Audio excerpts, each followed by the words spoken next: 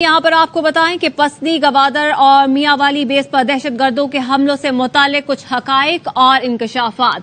3 और 4 नवंबर को पाकिस्तान में 2 बड़े दहशतगर्द हमले हुए। एक हमला पसनी गवादर में हुआ जिसमें 14 फौजी शहीद हो गए। 4 नवंबर को एक नाकाम हमले में मियांवाली एयरबेस को निशाना बनाने की कोशिश की गई। 4 सिक्योरिटी फोर्सेज ने दहशतगर्दों के हमले नाकाम बनाए।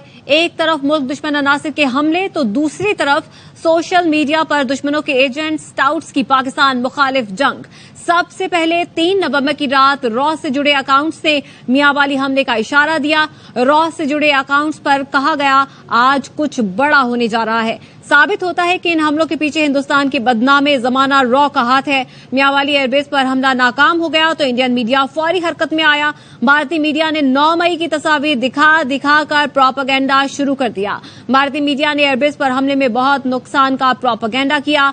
अफसोसनाक तौर पर एक सियासी जमात से जुड़े कुछ घटिया ट्रोलर्स ने भी ट्वीट किए। सानिया लसबेला की तर्ज पर पसनी गवादर में शहीद फौजियों की बेहुरमती और हर्जा सराई की गई। पसनी, गवादर और मियांवाली बेस पर दहशतगर्दों के हमलों से मुतालिक कुछ हकाइक और इंकशाफात सामने आए हैं। इस तमाम सूरत हाल पर बात करने के लिए इस वक्त एमक्यूएम पाकिस्तान के रहनुमा मुस्तफा कमाल साहब हमारे साथ मौजूद हैं। मुस्तफा कमाल साहब, पहले तो बहुत शुक्रिया वक्त देने के लिए। ये बताइएगा, जिस तरह हमले होते हैं पाकिस्तान में, फिर हिंदुस्तान में सोशल मीडिया पर उसके बारे में एक मुहिम चलाई जाती है, किस तरह से आप इस गठजोड़ को देखते हैं? डेफिनेटली ये बात वाज़ेह है पहले दिन से कि जो कुछ भी हो रहा है मुल्क के अंदर और आर्म फोर्सेस के ऊपर, पाकिस्तान की फौज के ऊपर, उनकी इंस्टॉलेशन के ऊपर, डेफिनेटली उसका जो उसके ताने बाने बाहर से जुड़ते हैं, हमारे दुश्मन ममालिक से जुड़ते हैं और उनके जो भी पैरोकार हैं, उनके एजेंट्स, उनकी इन्वेस्टमेंट है, वो यहाँ पर ये तमाम कार्रवाई करती है। ये अब आज की दुनिया में डेफिनेटली बॉर्डर पे जो है वो फौजों के लड़ने का जमाना गुजर गया। अब वो इसी तरह के अपने एजेंट्स तैयार करके ये काम करते हैं और जहाँ पे जो लोग ये काम कर रहे हैं भारत की ईमा पर मुल्क को बदनाम करने की कोशिश कर रहे हैं, मुल्क का दिवालिया निकाल रहे हैं अपनी सियासत से, अपनी टेररिज्म से, तो उसको डेफिनेटली उसको प्रोपेगेट उसी ने करना है जो ये करवा रहा है।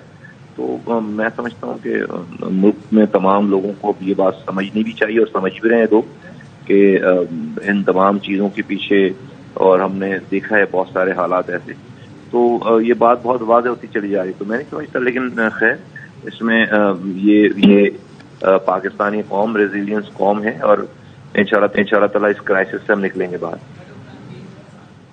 अच्छा मुस्तफा साहब, एक तरफ तो पाक फौज पर हमले किए जा रहे हैं, दूसरी तरफ अफसोसनाक तौर पर एक सियासी जमात से जुड़े कुछ ट्रोलर्स भी हैं जो इस हमले के बाद कह रहे हैं कि 9 मई का वाकया तो कुछ भी नहीं था, असल हमला तो ये है। देखिए, जिनकी तरफ आप इशारा कर रही हैं उनका तो पहले दिन से एजेंडा जो है वो एंटी पाकिस्तान है और बहुत बदकिस्मती से जो है वो उन्होंने उनको सपोर्ट भी हुई और इस नहज पे पहुंचने में हमारा अपना ही कसूर है। लेकिन खैर देर आए दुरुस्त आए और इनकी असल चेहरा इनका लोगों के सामने, अवाम के सामने आ गया है।